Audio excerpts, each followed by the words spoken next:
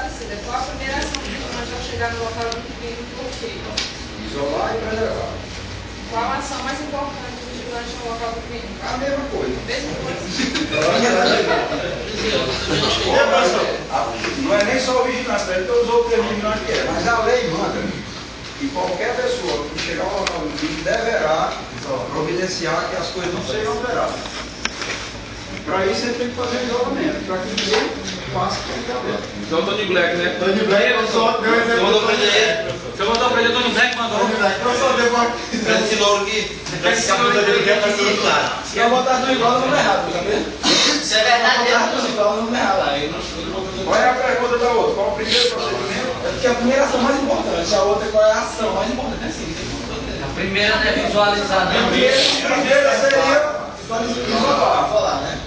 É porque ele disse assim, visualizar, salvar vidas, se tiver estiver viva, aí depois isolar e chamar a autoridade, polícia, resgate. a primeira ação mais importante é, ele disse, Visualizar e salvar a vida. Então ela não é importante não. Ele foi Importante é que você salvar vidas. A mais importante é isso. Não é mais importante assim que eu digo, porque são uma série de procedimentos. Na hora que você chega, você dá uma visão geral do local para saber até onde o local existe. Né? Se tiver vítima, você deve escolher um caminho que não pise no lugar nenhum até chegar lá. salvar a vida. Está vivo? Tá. Aí chama o resgate. Aí depois Está morto? Volta para o mesmo lugar e aí isola o isola o local. local. Pois é. Isso aí, o que é mais e o que é menos importante para você. Pois é, ele botou essa pergunta aí, ó. O importante mesmo do isolamento é a preservação. Se a vítima estiver morta. É o socorro. Aí pode essa situação.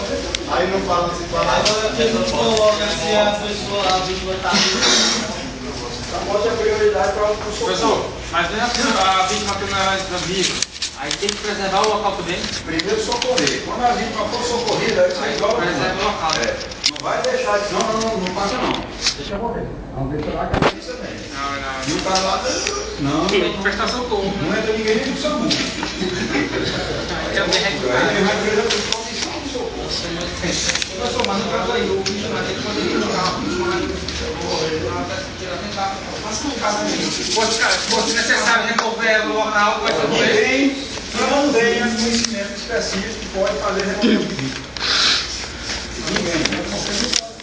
Você só deve movimentar uma vítima caso ela tenha caído com a cara assim na areia. Pode morrer sufocada. Você movimenta só para a via de respiratória.